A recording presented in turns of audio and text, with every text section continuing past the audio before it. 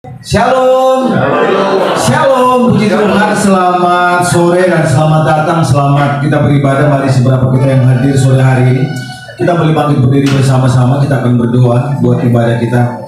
Kami bersyukur, kami berterima kasih kepada Tuhan buat hari ini. Kami boleh ada sebagaimana kami ada Tuhan, kami boleh bekerja, kami boleh beraktivitas di sepanjang hari. Semua karena anugerah Tuhan, semua karena kebaikan Tuhan. Terima kasih Bapak Surgawi, seberapa kami yang hadir sore hari Tuhan. Sebelum kami akan kembali pulang, kami membawa setiap pujian kami, syukur kami sebagai rasa terima kasih kami Tuhan buat sepanjang hari Tuhan sudah jaga kami dalam segala aktivitas kerja kami Tuhan. Kami bersyukur buat apa yang Tuhan buat dalam setiap hidup kami. Terima kasih Bapak Surgawi. Sebab itu biarlah Tuhan mengurapi, menguasai tempat ini dengan atmosfer surgawi, supaya setiap siapapun yang keluar masuk di tempat ini, biarlah kami boleh mengalami perjumpaan dengan Tuhan. Terima kasih Bapak Surgawi. Damai Tuhan, sejahtera Tuhan turun atas tempat ini Tuhan. Terima kasih. Kami serahkan seluruh rangkaian ibadah ke dalam tangan Tuhan. Dari awal sampai pada akhirnya ibadah dijadi. Nama Tuhan sajalah yang dipermuliakan. Demi nama Tuhan Yesus, kita yang percaya katakan bersama-sama. Memberikan tepuk tangan yang meriah bagi Tuhan kita saudara. Sekali lagi boleh berikan salam kiri kanan, kita kasih tahu bahwa Tuhan kita dahsyat. Puji Tuhan.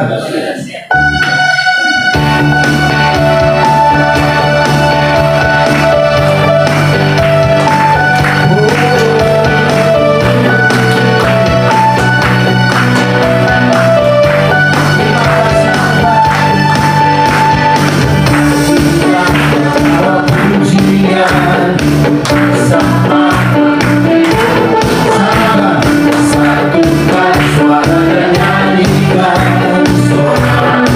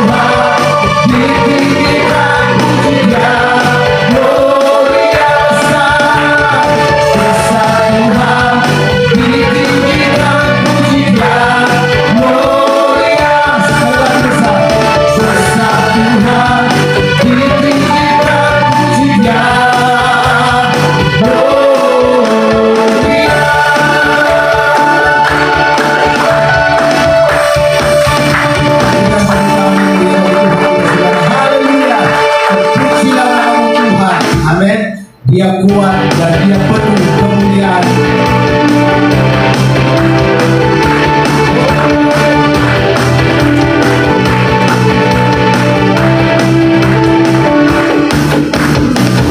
Terpujilah namamu Tuhan, Tuhan dan penuh kemuliaan. Katakan satu suara kami katakan, kerajaan-Mu tetap selamanya. Terpujilah Tuhan, terpujilah namamu Tuhan, ajaib Tuhan, ajaib dan beragungan. Oh, satu hati kami nyatakan, kerajaan-Mu tetap selamanya.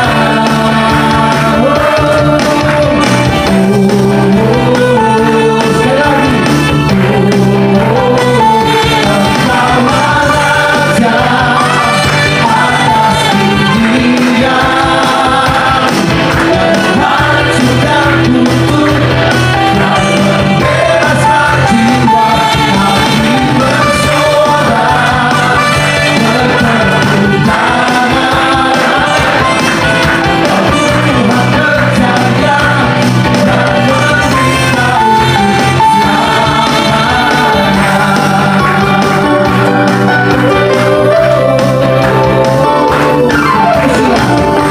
Pujilah namamu Tuhan, sebab Dia kuat, kuat dan kemuliaan. Satu suara kami nyatakan, besar-Mu, besar-Mu tetap selamanya. Terpujilah, terpujilah ajaib, ajaib dan beragungan. Satu hati kami nyatakan,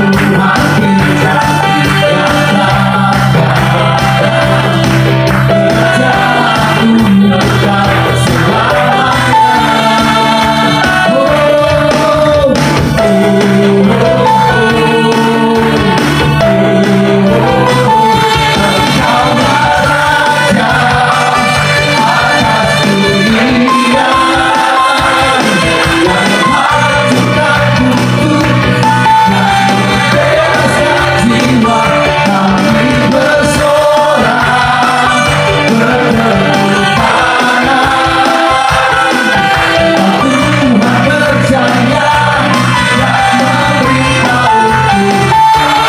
Engkaulah Raja atas dunia,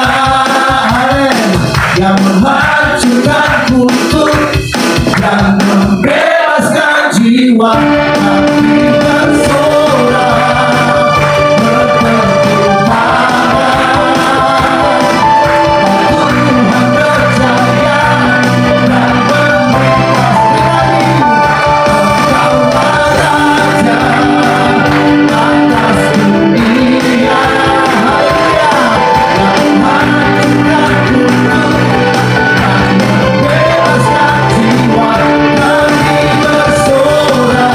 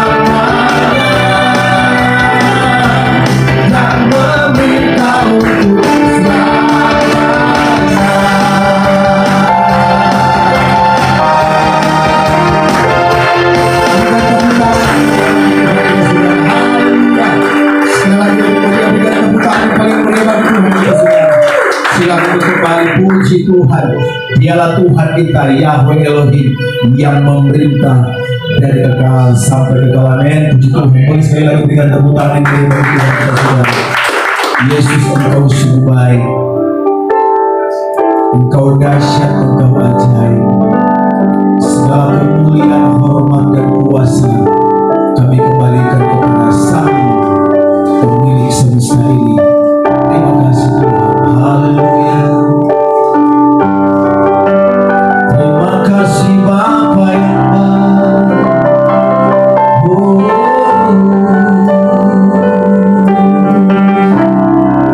Tiada yang seperti Engkau.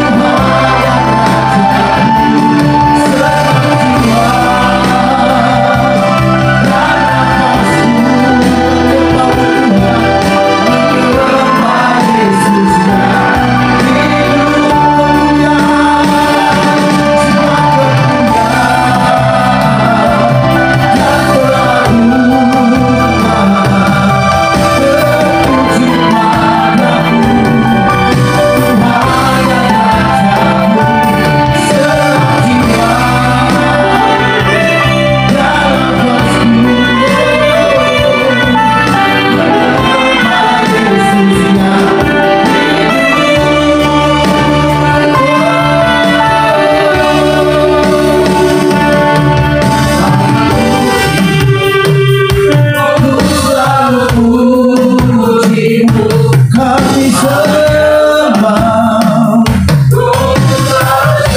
Sebab Tuhan yang layak terima pujian kami. Haleluya. Semua pujian kemuliaan hanya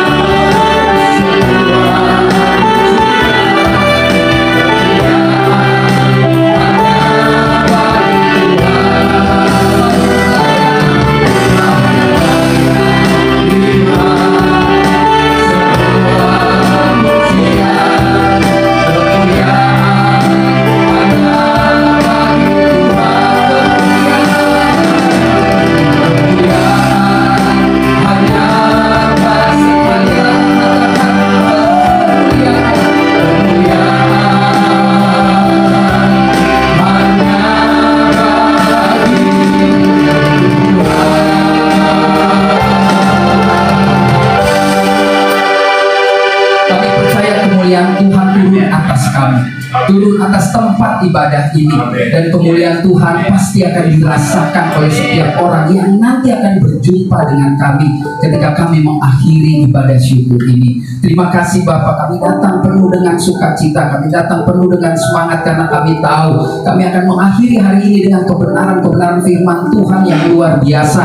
Dan kami sudah mengawalinya dengan mengakui bahwa hanya Engkau saja yang layak dipuji, disembah di tempat yang maha tinggi bagi kehidupan kami.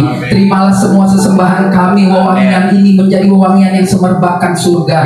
Puja-puji kami membuat Kau tersenyum, puja-puji kami membuat Kau girang, dan pada akhirnya kami percaya waktu Kau bergembira maka Kau akan memberkati kami. Terima kasih, hamba boleh kembali berdiri di depan umat-Mu yang kudus. Pakai hamba-Mu menyeberangkan kebenaran firman Tuhan dengan bahasa yang sangat sederhana. Bahkan Kau sendiri yang mengubah setiap kata kalimat hamba-Mu ketika mendarat di telinga dan hati setiap anak-anak Tuhan di tempat ini. Dan itulah menjadi jawaban dalam pergumulan hidup kami masing-masing. Terima kasih Bapak, ini syukur dan doa kami. Semua kami naikkan hanya dalam satu nama, yaitu Kristus Yesus Tuhan dan Juru Selamat kami yang hidup, yang siap menikmati dan diberkati firman Tuhan bersama dengan saya. Katakan amin. Puji Tuhan. Duduk saudara. Ini biar seluruh pemirsa di seluruh dunia tahu. Kita mari 3 kali petikan. Merdeka. Merdeka. Kurang semangat. Merdeka. Merdeka. Merdeka. Silakan duduk saudara. Hari ini nggak ada lomba karung, nggak ada apa-apa. Tapi karena suasananya masih merdeka, jadi saya memilih tema khotbah tentang kemerdekaan. Nggak mau campurin politik di Indonesia, tapi kita harus tahu bahwa bangsa kita sudah merdeka setelah pencatatan bilang 350 tahun ya, dijajah oleh orang Eropa, lalu Jepang masuk, dan akhirnya Soekarno-Hatta memerdekakan bangsa ini. Pasti tahu ya, nanti ada tebakan. Siapa yang masih hafal 50% aja, 60% dari pembukaan Undang-Undang Dasar 45? Kalau yang umurnya gocap pasti tahu, karena dulu kita kuat di hafalan, saudara ya. Ada yang tahu nanti dapat hadiah ya kan. Saya aja masih ingat tuh tiba-tiba ya, bahwa sesungguhnya kemerdekaan adalah hak segala bangsa. Ya, jadi saudara kita tuh secara berbangsa sudah merdeka. Tapi saya pernah belajar kan, Insinyur Soekarno bilang penjajahan berikutnya yang paling bahaya adalah sesama anak bangsa. Ya kan, kita lebih berat kalau dijajah oleh teman sendiri, sahabat sendiri. Bahkan di gereja pun ada penjajahan, ya kan. Kalau dibilang kurang urapan, udah jatuhnya seperti orang kurap aja, saudara. Nah, kita akan belajar hari ini. Apapun yang terjadi di luar sana, memang ketidakadilan harus selalu ada sampai dunia ini berakhir, saudara. Kenapa? Karena memang kita kan gaya hidup kita dengan orang dunia berbeda. Justru disitulah kita harus ada memperlihatkan perbedaan dengan mereka. Ketika penjajahan dalam bentuk yang sangat modern ini terjadi, tidak mengganggu perjalanan hidup kita dengan Tuhan dan dengan karir kita. Makanya hari ini kita akan bahas dulu merdeka ini. Saya memberi tema hari ini kemerdekaan orang Kristen. Nah, orang Kristen ini adalah orang-orang yang merdeka. Sama-sama dengan saya bilang kemerdekaan orang Kristen. 1, 2, 3 orang Kristen. Buat yang lagi di rumah, tema kita hari ini kemerdekaan orang Kristen. Mari kita lihat satu bagian ayat di mana Paulus menulis kepada jemaat di Roma, di dalam kitab Roma pasal yang ke-8 ayat 1 dan 2. Mari kita baca keras-keras. Nanti kalau saya bilang stop, harus stop, karena kita lihat ada pesan yang sangat luar biasa di dalam kebenaran firman Tuhan ini. Mari kita baca 1, 2, 3. Demikianlah sekarang tidak ada penghukuman bagi mereka yang ada di dalam Kristus Yesus. Tahan. Orang yang hidupnya di dalam Kristus tidak lagi menerima hukuman.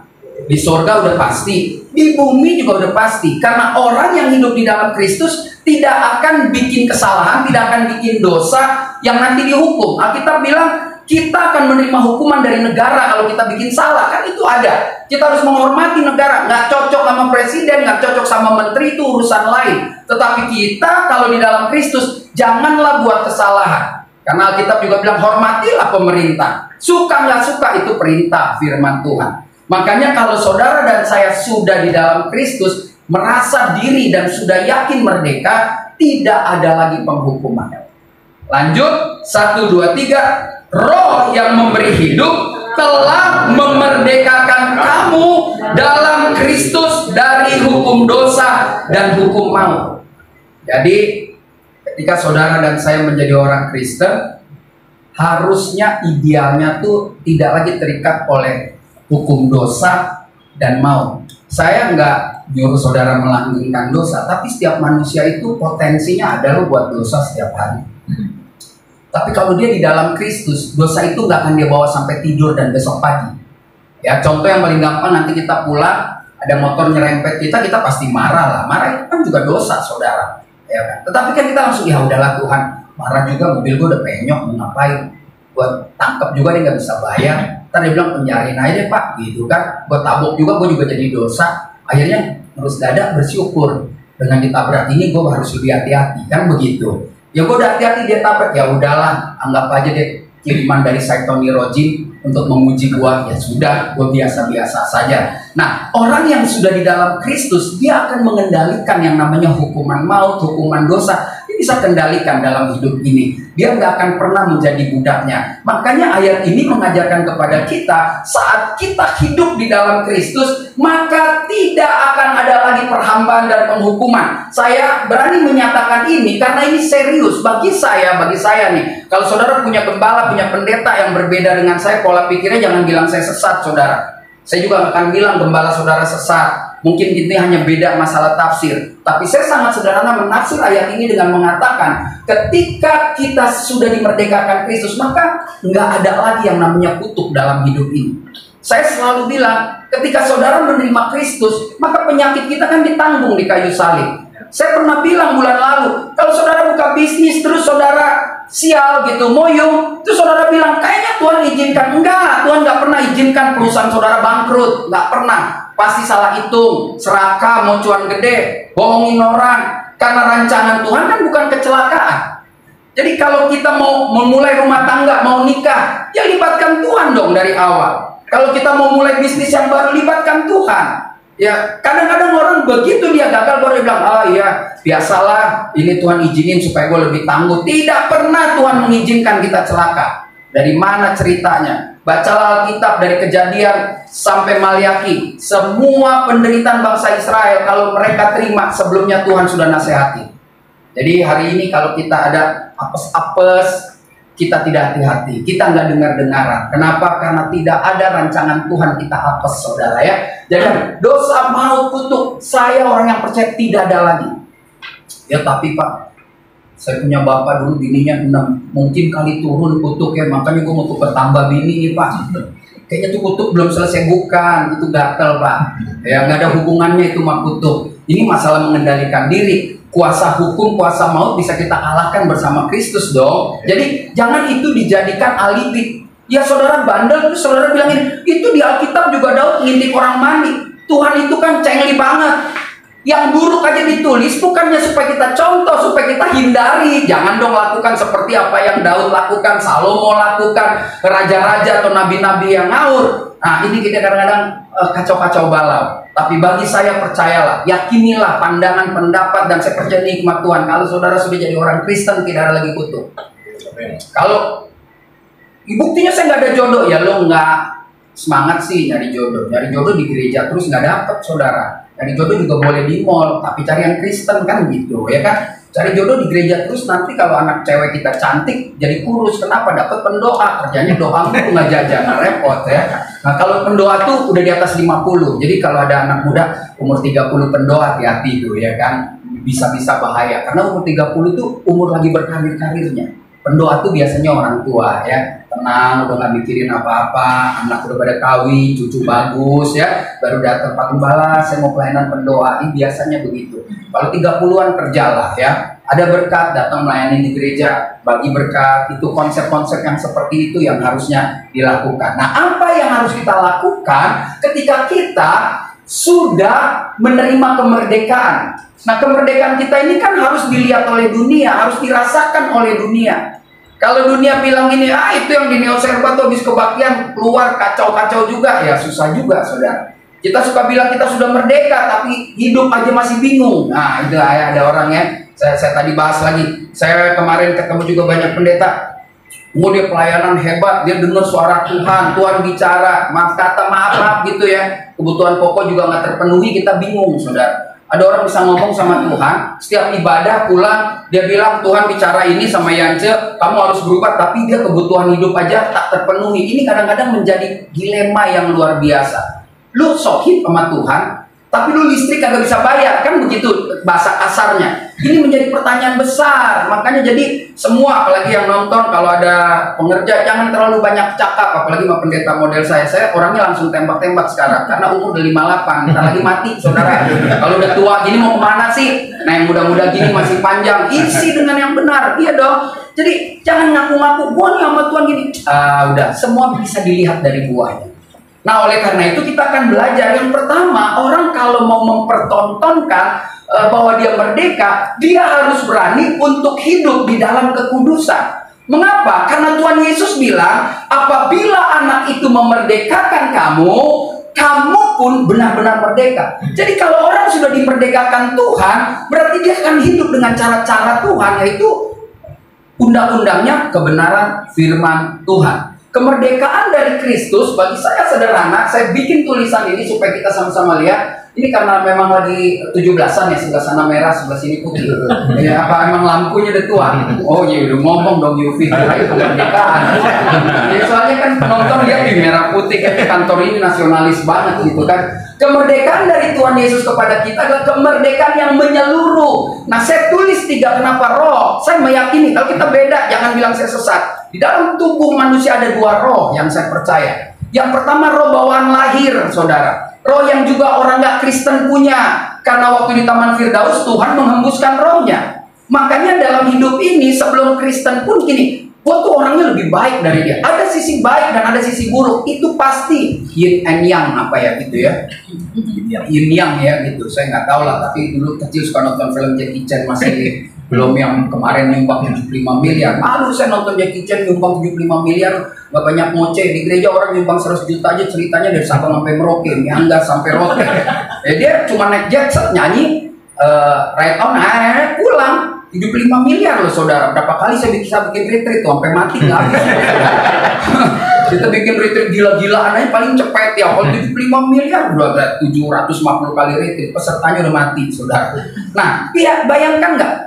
Orang ketika dia menerima Kristus, maka saya percaya ada yang kedua di dalam hidup itu, yaitu Roh Kristus. Makanya dibilang ini, kamu akan terima kuasa kalau Roh Kudus turun atas kamu. Dan kita semua, saya yakin yang di ruangan ini sudah menjadi Kristen. Ada Roh Tuhan yang mengontrol, yang saya percaya membunuh yang itu, kebiasaan buruk itu. Kan dalam manusia ada kebiasaan buruk, ada kebiasaan baik. Yang buruk itu hanya bisa dimatikan oleh Roh Kudus. Dan untuk mematikan ini, maka saudara dan saya harus berani hidup kudus. Lalu yang kedua jiwa. Jiwa itu kan emosi. Dikit-dikit marah tuh jiwa. Saya belajar melatih jiwa saya tidak marah. Kemarin di GSJA temanya tentang buah roh kesabaran. Jadi saya belajar tentang sabar ya, saya pelajarin. Ternyata orang sabar itu adalah orang yang akhirnya bisa memaintain persahabatan. Bisa berteman. Orang sabar itu bisa membawa dia menanti waktunya Tuhan. Kan banyak orang gak sabar. Orang sabar itu bisa membuat diri dia kuat. Ya kan, bisa membuat dia menjadi tangguh kan di dalam kesesakan itu menghasilkan tahan uji kan begitu. Jadi bagi saya ketika jiwa kita bisa kita kendalikan bersama Roh Tuhan, maka kita akan jadi orang yang hebat. Yang ketiga yang nggak enak, apalagi kalau ada yang nonton bukan orang neo, orang lain ya, tubuh saudara. Saya nggak pernah anti lah ya, tubuh ini kan segala hal harus dijaga ya dong. Lu mabok itu kan merusak tubuh juga, ya kan? Yuk mau apa lagi? Penampilan kita itu menjadi pertanyaan besar bagi banyak orang. Saya selalu bilang gini, kalau lu belum tobat, lu mau gila-gilaan terserah. Tapi kalau lu udah tobat, you mesti pelihara tubuh itu. Ya kemarin saya papasan nih, saat jalan kemarin saya tiba-tiba nyasar mainnya di Bintaro Exchange. Besar ternyata ya, di Bintaro itu ada mall luar biasa. Waktu saya jalan, saya papasan ada perempuan, ya saya jalan sama perempuan-perempuan juga gitu kan. Saya bilang, jadi waktu saya jalan, ini orang juga jalan. Saya pikir saya doang yang lihat. Ini ibu-ibu juga lihat nih. Gila ya, cantik lah umur 22, 23 cewek. Tapi separuh gini isinya udah warna biru semua, biasa. Ada batik-batik semua sampai tangan. Ya buat saya, ya mungkin dia belum Kristen ya nggak apa-apa. Dia indah aja gitu. Tetapi kalau kita udah Kristen udah dong. Masa lu mesti tambahin? Saya juga pernah bilang sama istri saya, kok pengen juga tato sini nama lo kecil kan, nama anak gua ya nggak apa-apa dong gitu. Cuma gua takut kalau lo mati duluan gua kawin lagi, gua bingung hapusnya. Jadi udahlah nggak usah lah ya gitu kan. Kalau gua mati duluan nggak apa-apa gitu kan. Nah jadi udah akhirnya nggak usah. Nah terus saya cuma bilang gini, mungkin buat dia indah sekarang. Nanti kalau dia udah umur 65, wah repot tuh. Ya kan, rombainnya di sini bisa sampai di sini, tar betul kulitnya semua. Buat saya nggak mau menghakimi dia berdosa, tapi sayang dong gitu. Kan kita bisa lihat mukanya cantik gitu. Mungkin kita ada cowok yang masa depannya cerah tadinya mau naksir nggak jadi gitu kan. Entar lu akhirnya menikah dengan saya nggak tahu, saya nggak mau menghakimi dia. Tetapi jagalah tubuh kita. Mabok, minum, begadang, itu sakit loh saudara. Tuhan juga bingung kalau gue mau memberkati lu cuma lu sakit-sakit. Tadi kita ngobrol lama sama Pak Pendeta. Hari ini kita happy mabok. 20 tahun kemudian nggak stereo loh otak loh. Ngomong nggak nyambung. Ya kan, ini orang gua ajak ngomong nggak nyambung-nyambung. Ya dulu semua dia makan obat anjing gila. Zaman saya kan BK kan. Anjing gila. Karena bodrek udah nggak punya duit. Diambil kamper tumbuk sedikit taruh baygon. Minum.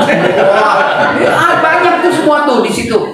Ya bodoh-bodoh badan gede diajak ngomong nggak nyambung. Jadi tolonglah jangan bikin Tuhan bikin kerjaan baru lagi di umur kita gocap. Kata Tuhan gue udah pulihin, ternyata umur 50 korsletnya kusut lagi, pulihin lagi.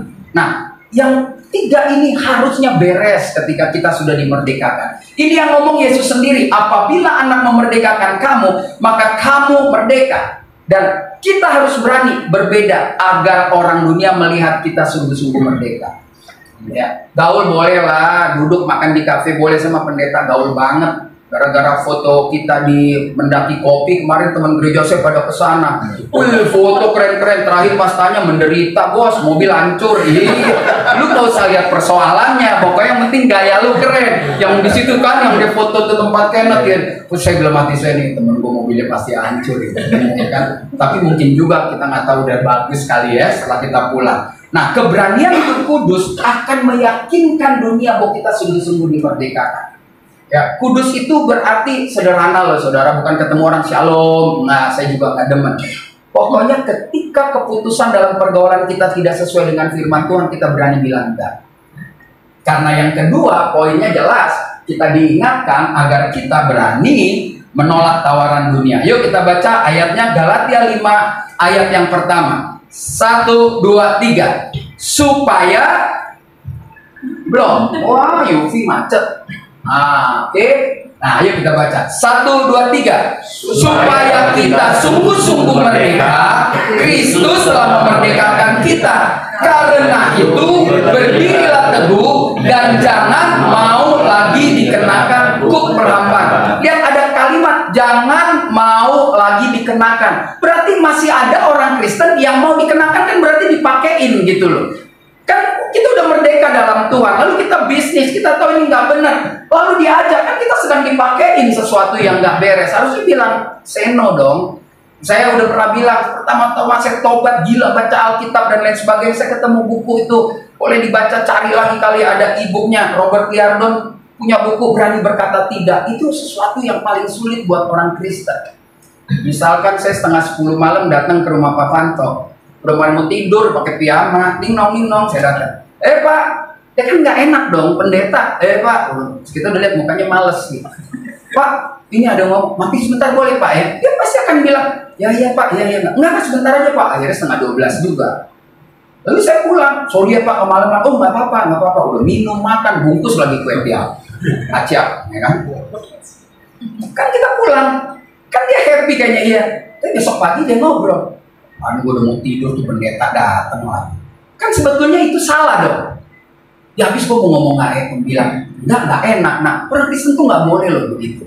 Kalau enggak ya enggak, kalau iya ya iya. Di luar itu dari si jahat. Kan gampang gitu. Kita kadang-kadang nggak berani menolak tawaran dunia karena dibilang nanti lo nggak cendila, lo nanti dikucilkan. Makanya yang kedua, orang merdeka yang mau dilihat oleh orang dunia, dia harus berani menolak tawaran dunia ini. Tawaran dunia ini aduh luar biasa. Selalu ingatlah kalau kemerdekaan itu adalah pemberian, bukan hasil usaha. Jadi si Cristiano Ronaldo dapat anugerah pemain terbaik, Lionel Messi, karena karyanya loh saudara.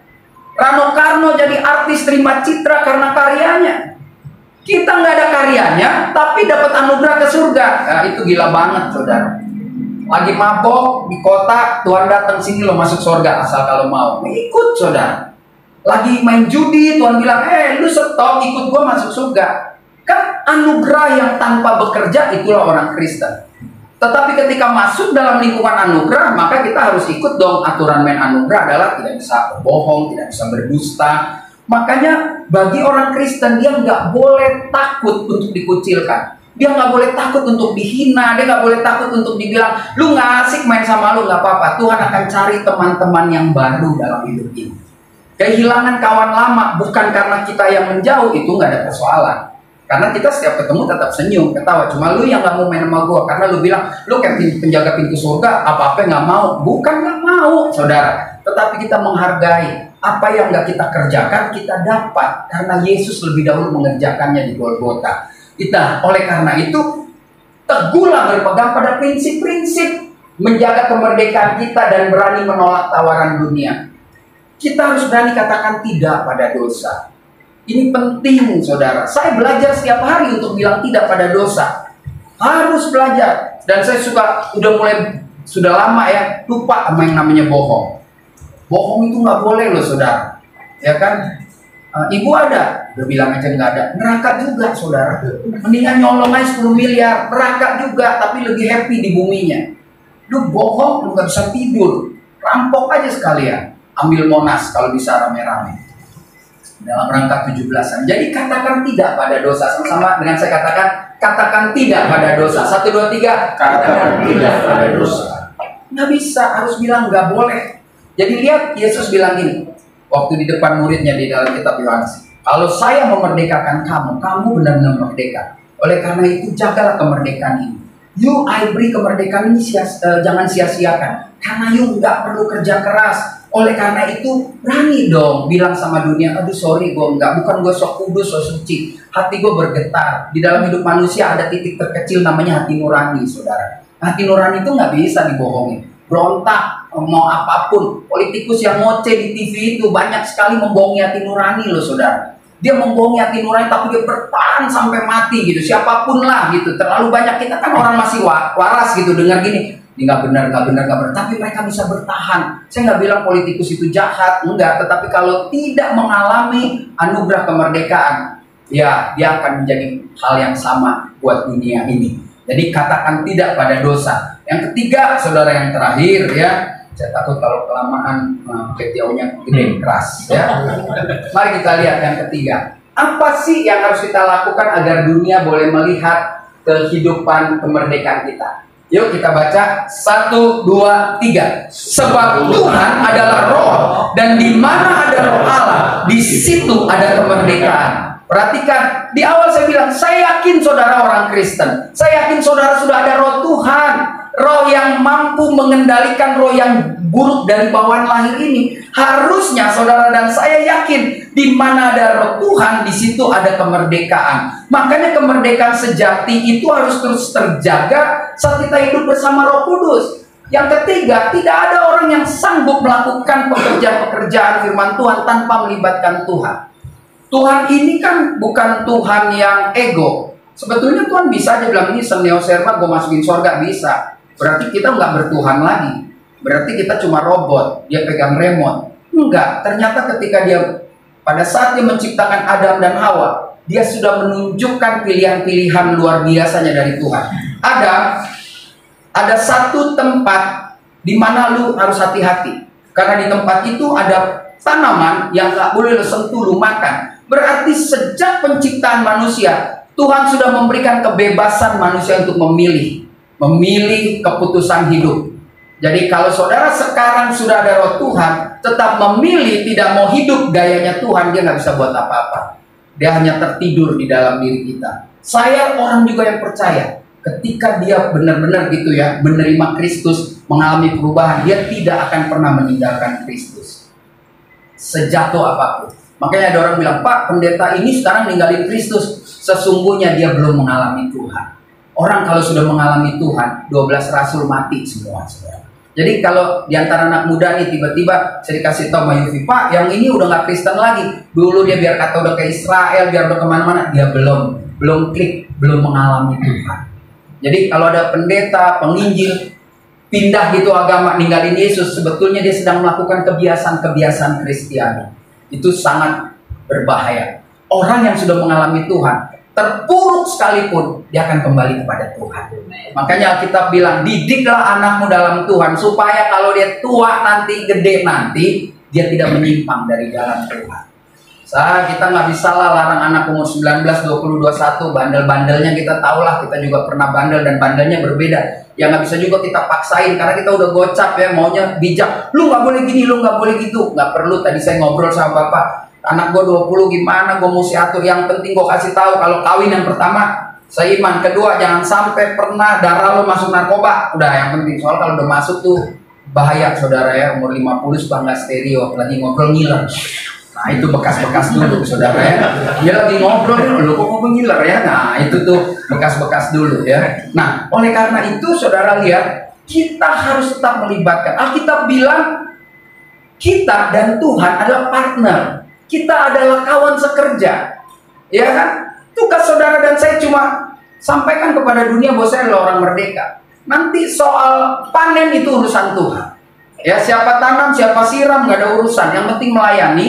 Soal nanti dia bertumbuh, lalu berbuah lebat, Tuhan akan kirim banyak pengerja-pengerja baru untuk ikut memanen. Nah hidup bergantung kepada Roh Kudus akan mengontrol seluruh kehidupan kita. Hidup kepada Roh Kudus itu akan tetap dipimpin oleh Roh Kudus, akan menjaga kemerdekaan kita tetap pada relnya Tuhan.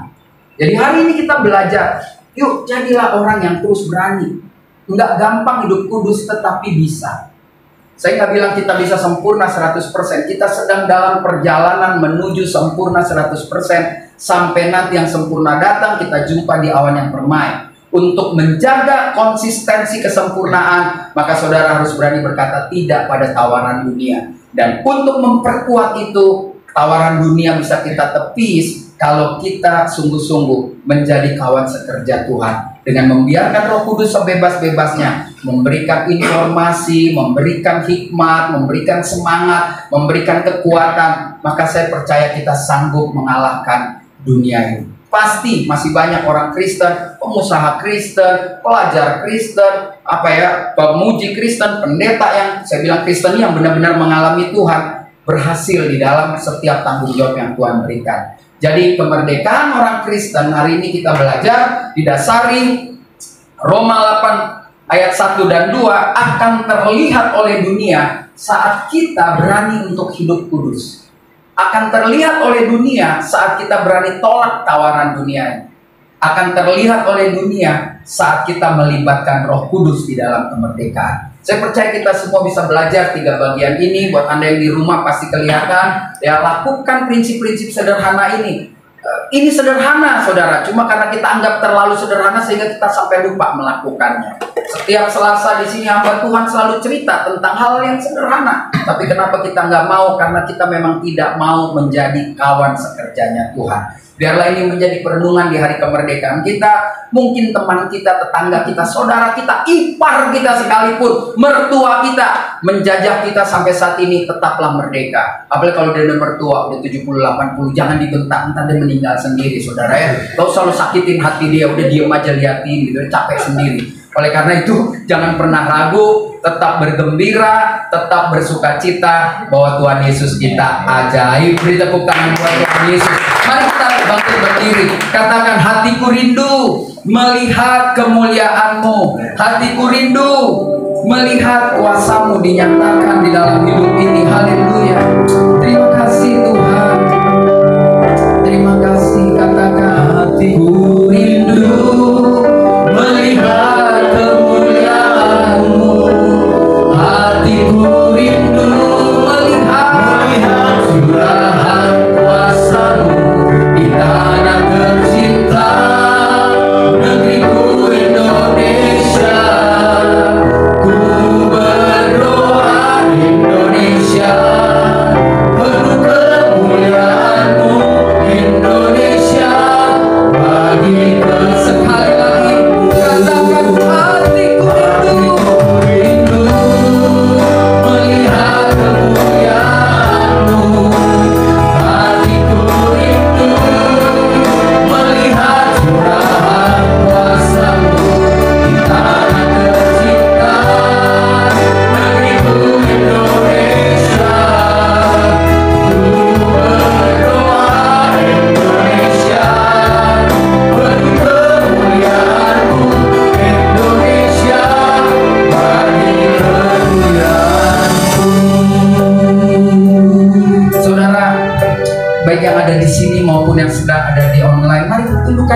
kita 3 menit ke depan aja. Ketika kami belajar firman Tuhan, kami meresponi dengan pujian bahwa hati kami rindu Tuhan, bahwa Indonesia akan mengalami kemuliaan Tuhan. Mungkin sekarang kami hanya lihat beberapa persen, hanya pada bagian-bagian tertentu, tetapi kami nggak akan pernah lelah dan capek untuk minta belas kasihan Tuhan turun atas bangsa ini. Kami mungkin juga nggak melihat, tapi kami percaya mungkin anak kami, cucu kami akan melihat bagaimana kemuliaan Tuhan akan dinyatakan, dan banyak bangsa-bangsa akan mengakui bahwa Kristus Yesus hadir di bangsa ini, dan bangsa ini pasti mengalami pemulihan. Saudara, Tuhan ingatkan kita, seriuskah kita sudah merdeka? Kalau serius hari ini, bersyukurlah. Atau mungkin buat komitmen yang baru bahwa hari demi hari kami ingin isi dengan hidup yang kudus, nikmati hubungan pribadi dengan Tuhan, agar jalan kita menuju pada tingkat level semakin kudus itu makin terlihat dalam hidup kita. Hari ini firman Tuhan ingatkan, saudara dan saya berada di bangsa Indonesia. Saya nggak bilang bangsa ini rusak, tetapi ada orang-orang yang mungkin berusaha merusak bangsa ini. Lalu mungkin dampaknya membuat saudara dan saya terjajah jika tidak mengikuti tawaran dunia. Tapi firman Tuhan bilang, tolaklah tawaran dunia. Firman Tuhan dengan jelas berkata, berdiri teguh, jangan mau lagi dikenakan kuk perhambaan. Mungkin selama ini kau masih mau dipakaikan kuk perhambaan, tapi hari ini berkata, Tuhan, aku mau stop. Aku mau jadi orang Kristen yang serius.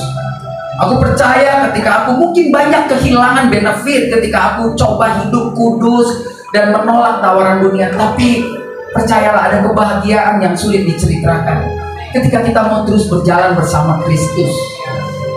Dan kita pasti mampu, karena firman Tuhan bilang dengan jelas, saudara dan saya, kalau ada roh Tuhan, maka saudara dan saya sanggup melakukan 2 prinsip utama, hidup kudus dan menolak tawaran dunia. Mulai hari ini katakan dalam hidup saudara dan saya, ada Tuhan dalam hidupku, maka aku merdeka. Terima kasih Tuhan Yesus yang baik. Kau dengar setiap doa kami, baik yang ada di sini maupun di rumah kami masing-masing. Kami percaya kebenaran firman Tuhan tidak pernah kembali dengan sia-sia. Kebenaran firman Tuhan akan bekerja dalam hidup kami semua, dan dunia akan melihat bahwa kami adalah orang-orang yang sudah dimerdekakan oleh Tuhan. Beri tepuk tangan yang meriah buat Tuhan. Katakan, hatiku rindu melihat kemuliaan-Mu. Hatiku rindu melihat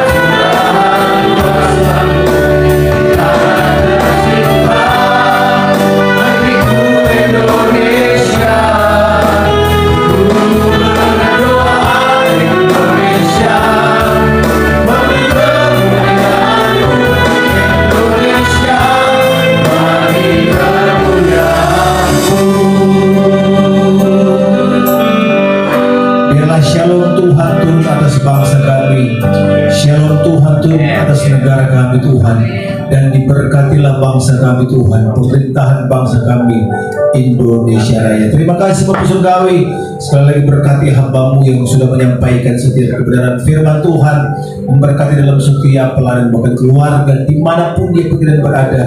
Biar Tuhan sertai dengan kuasa firman-Mu, sehingga ada banyak orang-orang yang boleh mengalami perjumpaan dengan Tuhan lewat setiap kebenaran firman Tuhan. Meteraikan setiap firman-Mu atas hidup kami, supaya kami tidak berdosa terhadap Engkau. Kami akan memberikan persembahan syukur kami, kecil besar Tuhan tilik dari tempat yang maha tinggi, dan kami akan memberi setiap persembahan kami. Berkati tangan-tangan yang memberi.